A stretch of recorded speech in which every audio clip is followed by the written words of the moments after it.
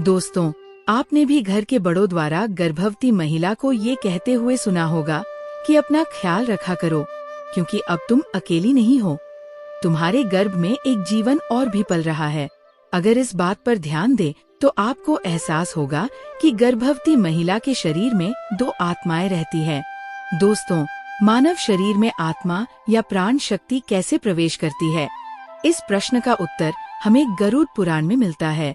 आइए जानते हैं कि आत्मा शरीर में कैसे प्रवेश करती है और इसको लेकर गरुड़ पुराण में क्या लिखा है। दोस्तों, स्वागत है आपका हमारे चैनल वैदिक ज्ञान संगम में। आपसे प्रार्थना है कि कमेंट बॉक्स में जय श्री नारायण लिखकर परमात्मा को अपना आभार व्यक्त करें। गरुड़ पुराण में जन्म, मरण, पाप, पुण्य और अनेक विषयों के बारे में विस्तार से बताया गया है। इसके अलावा गरुड़ पुराण में इस बात की भी व्याख्या की गई है कि मृत्यु के बाद जिस आत्मा को फिर से धरती पर जन्म लेना पड़ता है, वो आत्मा माँ के पेट में भ्रूण के अंदर कैसे प्रवेश करती है। शास्त्रों में बताया गया है कि गर्भधारण के समय माता पिता के भाव के अनुसार उनके आसपास एक सूक्ष्म स्पंदन वाला आभा मंडल बन जाता है। ये आभा मंडल वैसी आत्मा को आकर्षित करता है जिसका स्पंदन स्तर उससे मिलता जुलता हो।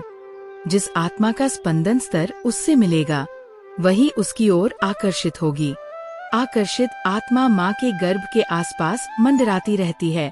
शुक्राणु और अंडाणु के मिलने से आनुवंशिक प्रक्रिया तो शुरू हो जाती है, लेकिन गर्भ के आसपास आत्मा सूक्ष्म रूप में मौजूद रहती है। आत्मा अपना बल लगाकर जीव कोशों के विभाजन की गति को बढ़ा देती है।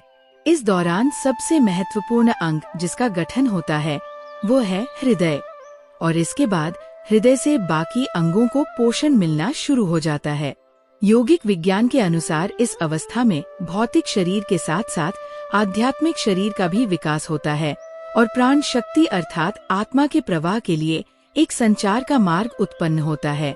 जहाँ से कई सारे मार्ग मिलते हैं, वहाँ ऊर्जा का भंवर बन जाता है। अध्यात्म में इन्हें चक्र और बिंदु कहते हैं। हालांकि बहुत सी योगिक परंपराओं में इन्हें 7 महत्वपूर्ण चक्रों के रूप में जाना जाता है। इन चक्रों को हम मूलाधार से सहस्रार तक भली भांति जानते हैं। जब ब्रह्मरंध्र का सृजन होता है और वो पूरी तरह से विकसित हो जाता है, तब आत्मा उसी ब्रह्मरंध्र से शरीर में प्रवेश करती है। ये भ्रूण के विकसित होने के 3 माह के अंदर ही हो जाता है। अब आपके मन में ये प्रश्न उठ रहा होगा कि आत्मा शरीर में 3 महीने से पहले प्रवेश क्यों नहीं करती?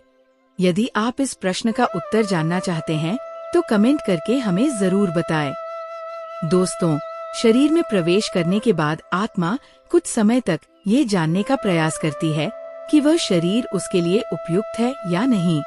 यदि शरीर उपयुक्त होता है तो आत्मा शरीर में स्थायी रूप से रूप ले लेती है, लेकिन यदि शरीर उपयुक्त नहीं होता है तो आत्मा उसी मार्ग से वापस निकल जाती है जिस मार्ग से शरीर में प्रवेश करती है। आपने भी एक गर्भवती महिला को मृत शिशु को जन्म देने की बात सुनी होगी। ऐसा इसलिए होता है क्योंकि आत्मा को गर्भ में पल रहे बच्चे का शरीर उपयुक्त नहीं लगा और ब्रह्मरंध्र के बंद होने से पहले आत्मा भ्रूण के शरीर से ब्रह्मरंध्र के माध्यम से वापस निकल जाती है कि जो आपके गर्भ में आता है वह आप दोनों से कहीं बेहतर हो। इसलिए गर्भवती महिला को एक सकारात्मक ऊर्जा के वातावरण में रखने का प्रयास किया जाता है। सही प्रकार की अगरबत्तियों, दैविक ध्वनियों और खाद्य पदार्थों के साथ वो सब कुछ किया जाता है ताकि उसके भ्रूण का शरीर एक ऐसी अवस्था में हो कि ये सही तरह के प्राण को निमंत्रण दे। ब्रह्मरंध्र के बारे में बहुत सी बातें होती हैं और इसके बारे में कई किताबें भी लिखी गई है।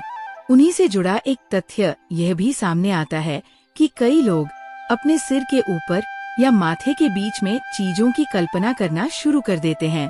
वे हमेशा कई चीजों की कल्पना करते रहते हैं। आपको ये समझने की आवश्यकता है। यही कारण है कि भारतीय संस्कृति में एक गर्भवती महिला के चारों ओर एक अलग तरह का वातावरण बनाए रखने के लिए कई सावधानियां बरती जाती है। हम आजकल ये सब खोते जा रहे हैं। हमारी संस्कृति में ये सब इसलिए किया जाता है